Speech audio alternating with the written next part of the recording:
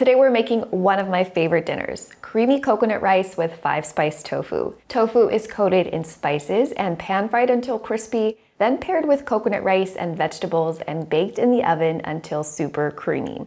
I've got a block of super firm tofu and I'm just gonna pat off some excess water with a towel. I'm slicing the tofu into roughly 4 slabs, and then from there, you wanna tear the tofu into chunks with your hands. As you can see, it is really dense. It doesn't have much water in it, so you don't have to press it. But if you can't find super firm tofu, go ahead and use extra firm tofu, but press the block for 10 or 15 minutes to begin with. We've got some spices to flavor our tofu, a teaspoon of onion powder, heaping teaspoon of kosher salt, and a heaping teaspoon of possibly my favorite spice blend ever, Chinese 5-spice powder. The smell of the 5-spice is so freaking good, but this is not like an authentic Chinese dish by any means. It's more like if a Chinese fried rice went to a bar and it met an Italian risotto, had a little one-night stand, and then 9 months later they had a baby together. This dish would be that baby. I'm gonna go with that. Toss the tofu with the spices to make sure it gets nicely coated. You can see why we crumbled the tofu instead of slicing it into your standard cubes. There are lots of different craggy areas where the spices can attach to, so you're gonna absorb a lot more flavor this way, and it's gonna crisp up faster in the pan.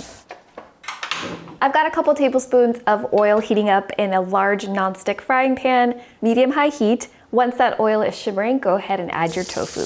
We want the tofu to get nice and golden brown and even a little charred on the bottom, so don't stir this very frequently. Every 2 minutes or so is good. It's looking good. And I love using super firm tofu here specifically because, as you can see, it gets chewy. It's almost a little meaty, but good. And that's gonna be such a nice contrast with our creamy coconut rice. All right, our tofu is done for now, so let's work on our rice and vegetables. We're going for a really creamy texture with this dish. I want the rice grains to like melt into one another, so medium grain rice is perfect for that. If you used a long grain rice like basmati rice, the rice grains would stay more individual and distinct, which is fine, but not the dish we're going for.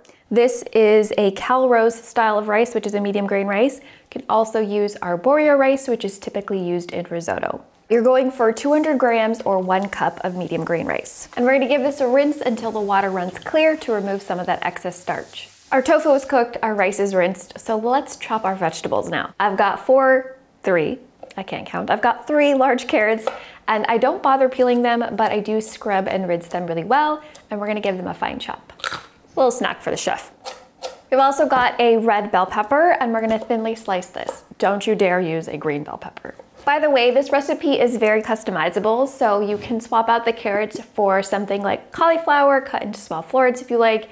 If you don't want bell pepper, you could do snap peas or snow peas or some shredded Napa cabbage, so use what you like and what you have at home. All right, back to our Chinese-inspired flavors. We've got a trio commonly used in Chinese cooking: scallions, garlic, and ginger. For the scallions, just thinly slice them, but save the dark green tops for the end as a garnish. I've got 6 cloves of garlic here. I felt that in my hamstring. How's that possible? Go ahead and finely chop that up. And for our ginger, you want about 1.5 inches, about this size is good. I'm not gonna peel it, but I did rinse and scrub it, and I'm gonna use my grater to make the prep super quick. If you like a little heat in your dishes like I do, chop up 1 green chili pepper. This is a serrano pepper. You could also use a jalapeno. That's a spicy one. I'm excited. One last thing we need to chop. Roasted peanuts are gonna go so well with coconut rice. If you are allergic to peanuts, go ahead and use roasted cashews. If you are allergic to all nuts and you want a little crunch, you could do some roasted soybeans instead. Time to put it all together. I'm gonna drizzle in some oil into our pan, medium-high heat. We're gonna add our scallions, garlic, ginger, and chili pepper, plus our carrots, because those take a little longer to cook, so we're gonna give them a head start. Don't stick your face right in there, you will sneeze. Oh! After about 3 minutes, we'll go ahead and add a few more spices, a little more of that 5-spice powder, plus white pepper. I love the combination of those 2 spices together. A little coriander, ground turmeric, and salt. And it's really important to stir pretty much constantly and vigorously so the spices don't stick and burn. If it does stick a lot, add a little bit of broth and just deglaze the pan.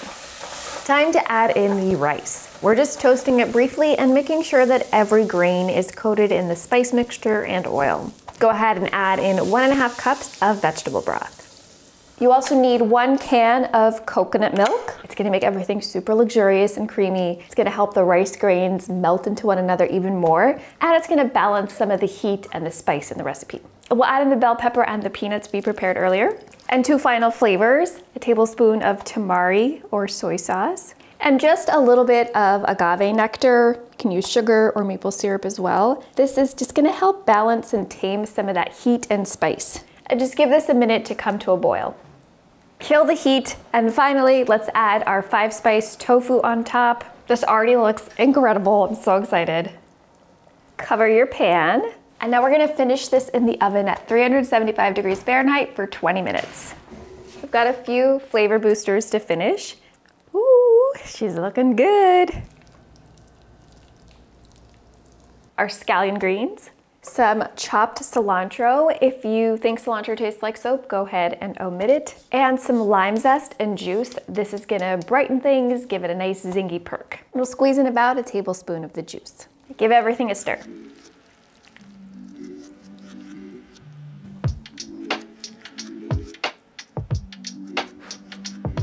Y'all, this is ridiculously good. I have no other words. I know tofu can be a little bland sometimes, so I've got a short playlist with super flavorful tofu recipes right here. I'll see you in the next video. Bye!